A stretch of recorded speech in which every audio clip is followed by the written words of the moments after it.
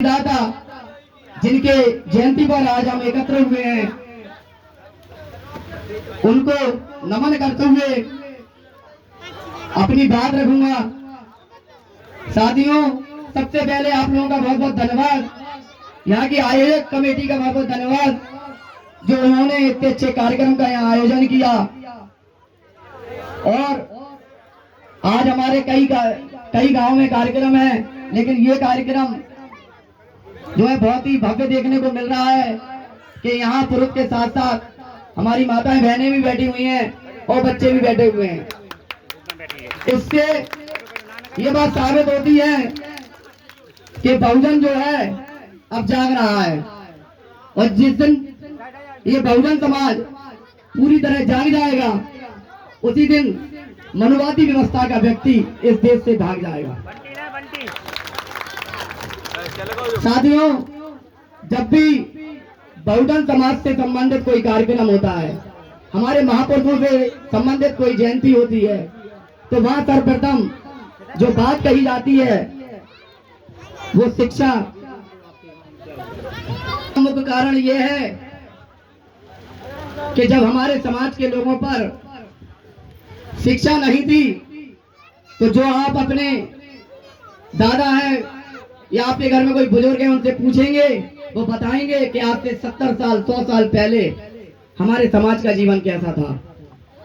अगर आज हम इस स्थिति में हैं कि हम अच्छे कपड़े पहनते हैं, हम माइक पर बोलते हैं, हमारे लिए इतनी अच्छी अच्छी व्यवस्थाएं हैं, हम अपने महापुरुषों की जयंती मना पा रहे हैं, तो इस सब का कारण है शिक्षा। शिक्षा से बाबा साहब ने इस देश में हमारे जो जीवन में परिवर्तन किया, उसके लिए हमें जब तक इस संसार में जीना है, उसके लिए हमें उनका आभार व्यक्त करते रहना है और ऐसी सभाओं का आयोजन करते रहना है।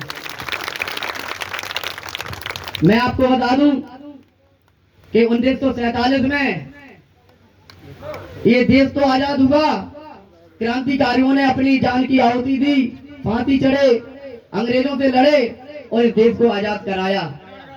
लेकिन हम वो लोग थे इस देश में कि सारा देश तो आजाद था, लेकिन हमारे बहुजन समाज के लोग और खास तौर से हमारे समाज के लोग, एसटी समाज के लोग आजाद नहीं हुए थे। और वो आजादी पूर्ण रूप से आज भी हमारे पास नहीं है, क्योंकि आज भी हमारे साथ छुआछूत होता है और आज भी हमारे साथ भेदभाव होता है। और आज भी ऐसे गांव हैं जहां में हैंडपंपों पर नहीं चढ़ने दिया जाता, आज भी ऐसे गांव हैं जहां में कुओं से पानी नहीं भरने दिया जाता, और आज भी ऐसे गांव हैं जहां में जाति के आधार पर हमारे साथ मारपीट होती है, हमारी माताओं बहनों के साथ बदतमीजी होती है। और इस देश की सरकार उस देश को, उस बात को, उस चीज को जो है लगातार बढ़ावा दे रही है। आप देखिए कितना दुख का विषय है कि आज बाबा साहब डॉक्टर भीमराव अंबेडकर, जिन्होंने इस देश का संविधान लिखा, उस संविधान से पूरा देश चलता है। जितने भी अधिकारी हैं, जितने भी सरकारी नौकरियां हैं, जितने भी सरकारी जो महकमे हैं, जितनी भी सरकारी व्यवस्थाएं हैं, उन सब का संचालन संविधान के माध्यम से होता है। और आज उन्हीं बाबा साहब की जब जयंती है, तो ये सरकार द्वारा कई जगहों पर हमारी रैलियों की, कार्यक्रमों की परमिशन नहीं दी जा रही है। मैं कहता हूं कि जिस देश का संविधान बाबा साहब ने लिखा, उस देश के संविधान को बाबा साहब लिखने के बाद आज उनकी जयंती पर क्या हमें किसी की परमिशन की जरूरत है? नहीं। आप बताइए, है? नहीं है। लेकिन आज हमें परमिशन लेने पड़ रही है, क्योंकि इस सरकार में बैठे हुए लोग हमारे बाबा साहब को मानने वाले लोग नहीं है। अगर हमारे बाबा साहब को मानने वाले लोग होते तो यहाँ हमें किसी से परमिशन की जरूरत नहीं होती। भव्य कार्यक्रम हो रहे होते। आप देखिए जिस प्रकार से आप देखेंगे कि अन्य धर्म के कार्यक्रम